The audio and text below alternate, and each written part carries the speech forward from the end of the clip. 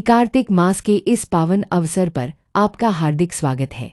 अध्याय 11 में हमने सुना भगवान की महिमा और भक्ति का अद्भुत संदेश। आज हम लेकर आए हैं अध्याय 12, जो हमारे जीवन को प्रकाश और भक्ति से भर देगा। आइए कथा के इस दिव्य सफर की शुरुआत करें।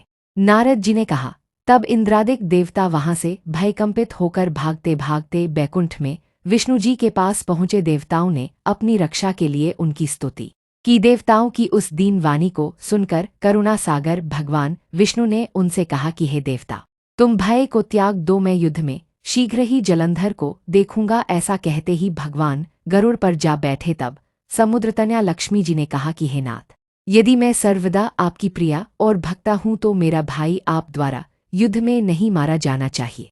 इस पर विष्णु जी ने कहा, अच्छा, यदि तुम्हारी ऐसी ही प्रीति है तो मैं उसे अपने हाथों से नहीं मारूंगा, परंतु युद्ध में अवश्य जाऊंगा, क्योंकि देवताओं ने मेरी बड़ी स्तुति की है। ऐसा कह भगवान विष्णु युद्ध के उस स्थान में जा पहुंचे जहां जलंधर विद्यमान था। जलंधर और विष्णु का घोर युद्ध हुआ। विष्णु के तेज से कंपित देवता सिंहनाद करने लगे। फिर तो अरुण के अनुज गरुड़ के पंखों की प्रबल वायु से पीड़ित हो दैत्य इस प्रकार घूमने लगे जैसे आंधी से बादल आकाश में घूमते हैं। तब अपने वीर दैत्यों को पीड़ित होते देखकर जलंधर ने क्रुद्ध हो विष्णु जी को उद्धत वचन कहकर उन पर कठोर आक्रमण कर दिया।